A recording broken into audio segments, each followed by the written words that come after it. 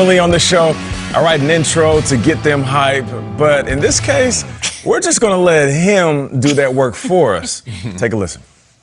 This place has been kicked, it's been battered, it's been bruised, and I can sit up here and give you coach speak all day long. I can give you, hey, we're going to win this many games. I can't.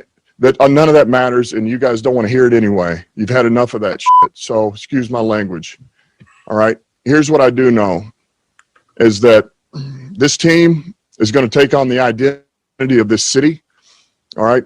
And this city's been down, and it found a way to get up, all right? It's found a way to overcome adversity, all right? And so this team's going to be built on, we're going to kick you in the teeth, all right? And when you punch us back, we're going to smile at you. And when you knock us down, we're going to get up. And on the way up, we're going to bite a kneecap off, all right? And we're going to stand up. And then it's going to take 2 more shots to knock us down, all right? And on the way up, we're going to take your other kneecap, and we're going to get up. And then it's going to take 3 shots to get us down. And when we do, we're going to take another hunk out of you. Before long, we're going to be the last one standing, all right? That's going to be the mentality.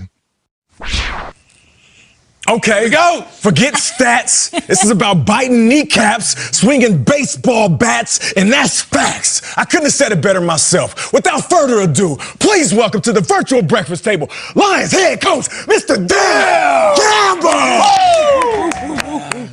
Well, what's up, Dan? How you doing? Look, let me say this. I didn't realize that I had taken that many body parts until I just sat back and watched that right there that you guys showed me. So, listen, that was. Yeah. That was a lot more violent than I thought it was yesterday. But look, I am who I am. I hear you on that, and we love it. Listen, kneecaps don't just fall off the bone. You got to have a bite to you. But seriously, though, all jokes aside, you are the 5th former Lions player to be named full-time head coach. You know the city well. I know the city well. You talked about it in your speech, talked about how this team will reflect the attitude of Detroit, which is powerful. But for those who aren't familiar with Detroit, tell them what it means to rep Motown. Well, let me start here with it. I think there's a lot of similarities between New Orleans and Detroit. And being down there for 5 years, sometimes those cities get a bad rap. I know New Orleans got a bad rap, and man, some bad things happened down there, obviously, during the Katrina years. And, people often just think that it's just Bourbon Street. That's what New Orleans is as well. And it's the people, man. And I saw what the Saints did to give rebirth to that city. And those people just needed some hope, man. And the Saints kind of interjected that into that community, and man, it's thrived. And they are tied to the hip with us, man. They are every bit a part of them, because now. And I feel like Detroit is the same style city, same type of city, man. I think Detroit gets a bad rap. I think people think one thing when you hear Detroit. And look, I know I did when I was coming up as a player in 2006. I remember I had this preconceived notion of what Detroit was. And man, when we got here, my wife and I were blown away by the people, the community, man, the spirit that it had here. And it was, you could tell they're just dying for a winner, man. They're just dying for it. And you could, if you just give them one, they'll love you forever, and it'll unite a community. Yep. And so to me, this was bigger, believe it or not. It was bigger than just being a head coach for a football team. It's important. I want to win games. And that's the quickest way to give rebirth to a city. But man, it was kind of the totality of it, really. It's insightful, and it's true, and it gets you fired up. So does what will always be known as the kneecap speech, Coach. And I have a question about it. I absolutely think that anybody who's played football at any level, even all the way down to high school, has heard speeches like that, and their pregame speeches, and it's bang your head against the locker speech, and let's go out with our hair on fire speeches. I'm not sure the media, and certainly not social media, could totally relate to that. A lot of people can, though. Did that come out naturally, or going into that press conference, did you plan ahead of time that you wanted to have a rant like that? Where did it come from? Yeah, well, I would say this. Now, I was thinking about things, but more importantly, no offense to anybody else that's outside of this community, my message was for our players and for our community, for Motown. Like that to me was who I needed to reach. It wasn't about, no offense, everybody outside of this community. And You know, I'm trying to reach New York and Dallas and Los Angeles. That didn't mean anything to me. I knew that this was the community that I was speaking to. And I felt like, what do you give them something that I wanted them to have a piece of me, but I wanted them to know that, man, I get it. And I could sit up here. Everything that I said yesterday is no different than the coach that speaks exactly the way you should speak and say the things you should speak, because at the end of the day, it's about wins and losses. So none of that matters. We still got to win.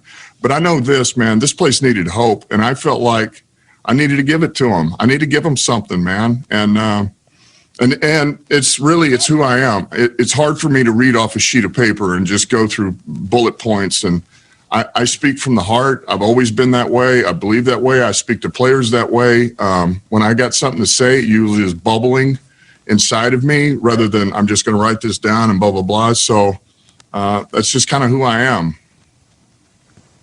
It was inspiring. It got everyone's attention. We're so happy to have you here on the show. Congratulations on the head coaching job. A quick question first. Have you ever dressed up as the Big Lebowski for Halloween? No, I have not. By the way, the greatest scene, I was actually talking to Sheila Ford about this. All right. She's unbelievable. Sheila Ford Ham, right? Our owner. But she was laughing about it, that somebody had put the dude on, you know, the name tag.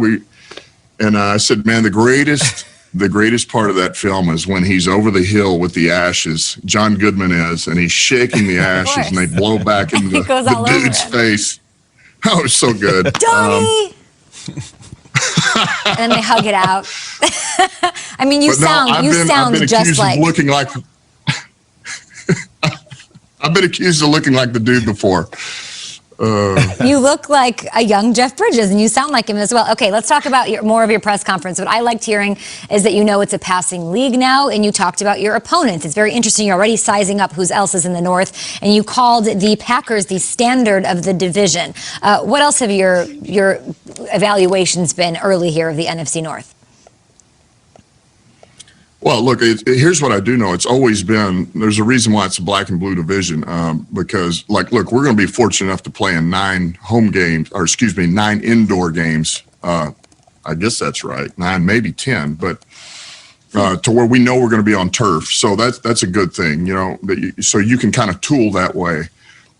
But I know this, man, you got to go to Chicago, you got to go to Green Bay, and those aren't easy places to play, especially in the winter up here. You start getting into November, December, and then playoffs January. And man, if you can't run the ball and you're not able to move people up front, and you're trying to throw a ball in a 30-mile-an-hour wind, you're gonna have a problem, and that's a reality. So I think there still needs to be this element of toughness. I do think you have to be able to run the ball. Look, at my core, of course, I believe in running the ball. I came from R.C. Slocum and Bill Parcells, and there's a certain way to play the game. However, when you're with Sean Payton for 5 years, which is another reason why I hooked back up with him, man, you learn a lot about the game. You learn a lot about the way this league is trended, the players that are coming out of college, the skill set that they have, and man, ultimately, it's really about putting the right guy in the right situation to have success, man. How do you put, you know, one of your best players on one of their weakest players? And